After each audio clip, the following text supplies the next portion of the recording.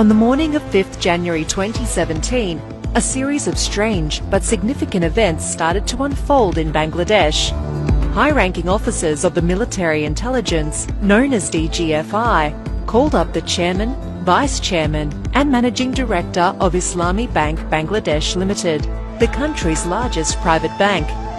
Soon, all three of them were picked up from their houses by the armed DGFI convoy and brought to Dhaka cantonment. Surrounded by armed military personnel, the bankers were presented with resignation letters. They were asked to sign them. They were told it was a direct order from the Prime Minister, which they could not refuse. Many people in Bangladesh picked up by the DGFI never returned home. They disappeared forever. So, the bankers had no choice. A few hours later, a closed-door meeting of the bank's board of directors took place at Radisson Blu, Dhaka Water Garden, a military-owned five-star hotel. Existing directors of the bank were replaced with new ones under the direct supervision of the DGFI operatives. One of Hasina's oligarchs and cronies, S. Alam, became the bank's new owner. Shahabuddin Chupu, earlier appointed as a member of the Anti-Corruption Commission, orchestrated the whole process. Chupu, a highly corrupt official, was further rewarded by being appointed as the President of Bangladesh in 2023. This is how the Bangladeshi government, led by Prime Minister Sheikh Hasina, operates like a mafia by using state machinery. Hasina and her people forcibly seized control of 6 more private banks in the following years. They are Bangladesh Commerce Bank, Al Arafa Islami Bank, First Security Islami Bank, Union Bank, Global Islami Bank, Social Islami Bank. The corruption of Bangladesh has escalated beyond the petty corruption common in developing countries. It reached the level of grand corruption, combined with systematic and well-organized abuse of power and gross human rights violations. The current illegitimate Prime Minister of Bangladesh, Sheikh Hasina, has established multiple kleptocratic mafia networks involving military intelligence, DGFI, police, RAB, civil bureaucracy, crony capitalists, and her family members. In order to enjoy impunity, Sheikh Hasina has seized absolute control of the judiciary, curbed media and free speech, dismantled the parliamentary process, and systematically eroded all democratic institutions. This level of corruption is unprecedented in Bangladesh's recent history. It is only comparable to the corruption between 1972 and 1975 during the rule of Sheikh Mujib, father of Sheikh Hasina.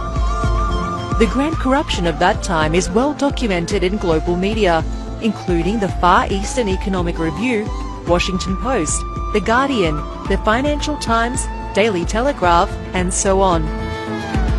In January 2009, Sheikh Hasina became the Prime Minister of Bangladesh through secret negotiations between the then military-backed unelected government and the hegemonic power India.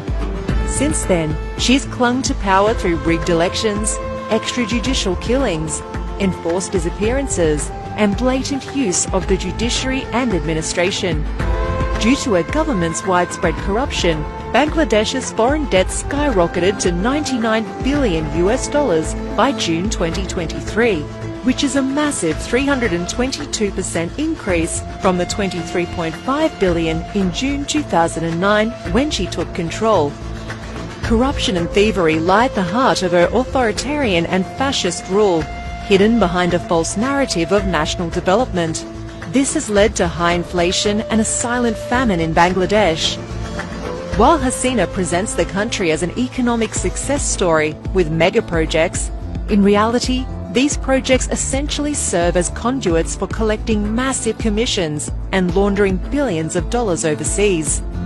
For instance, Hasina is currently overseeing the construction of a nuclear power plant with Russian collaboration. This project poses a severe environmental risk that endangers a densely populated area. The government has estimated the cost of this 2,400 megawatt nuclear plant to be US $13.34 billion.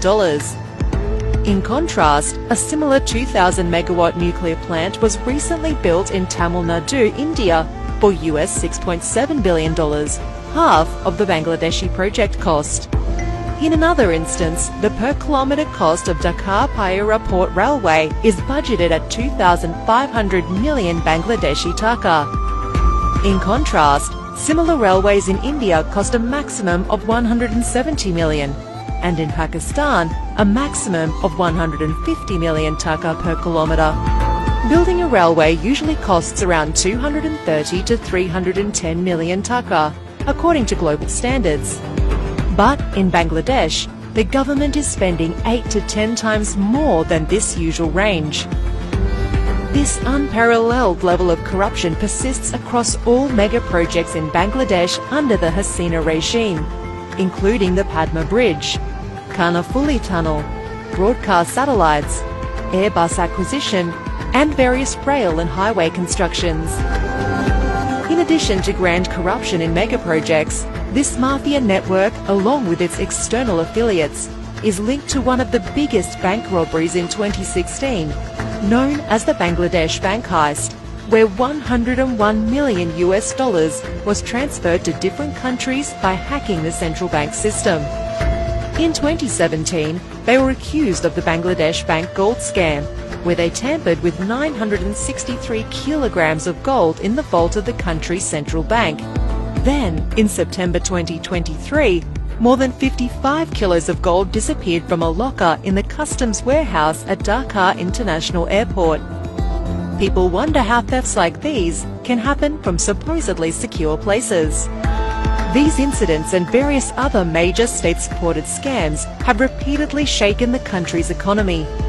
Some of the major financial scams under the HASINA regime that have been reported so far are share market and stock exchange manipulation of $8 billion in 2010 and 2011, Padma Bridge corruption and withdrawal of the World Bank from the project in 2011, Destiny Group scam of over 30 billion Bangladeshi taka in 2012, Hallmark Sonali Bank loan scam of over 43 billion taka in 2012, Bismillah Group scam of 12 billion taka in 2013, Farmers Bank scam of 1.6 billion taka in 2014, Basic Bank scam of over 45 billion taka in 2015, Crescent Group Janata Bank loan scam of over 34 billion taka in 2019, Agrani Bank loan scam of over 1.5 billion taka in 2022. Sheikh Hasina initiated the so-called quick rental power plant scheme, wherein selected cronies received government approval and funding to establish small-capacity electricity plants at exorbitant costs without international tender. As Sheikh Hasina was aware of the illegality of the scheme, she enacted an indemnity ordinance to protect corrupt businessmen, government officials, and herself from future scrutiny and legal action. Hasina keeps her power and control over this kleptocracy by giving a free hand to government officials to indulge in widespread corruption. Civil and military bureaucrats are rewarded with promotions, high salaries, luxury houses, and expensive cars. However, the main beneficiaries of the corrupt system are Hasina's immediate family members and high-ranking political leaders of the ruling party, Awami League. Among the oligarchs in the nexus, the influential advisor to the fascist Prime Minister Salman F. Rahman, crony capitalist S. Alam, Aziz Khan, and Ahmed Akbar Sobhan are notable. Notorious business corporations like the Beximco, Bashuntara, Hamim, Sumit, S. Alam, Meghna, and Mohammadi groups are integral to this corruption network. Sheikh Hasina runs her family like a mafia queen. Her son, Sajib Wajed Joy, daughter, Saima Wajed Patul, sister Sheikh Rehana, and nephew, Redwan Bobi Mujib, are important linchpins in the network to plunder national wealth. Other members of the Sheikh family involved in the corruption are Sheikh Halal, Sheikh Selim, Sheikh Fazle Nur Taposh, Abul Hasnat, Nixon Chowdhury, Sheikh Fazle Shams Parash, and Tariq Ahmed Siddiqui. Sheikh HASINA and her associates hide the looted money by investing in properties worldwide, saving in Swiss banks and laundering them to other tax haven countries. They have accumulated billions of dollars in locations such as Dubai, Cyprus, the West Indies, Haiti, India, China and Russia.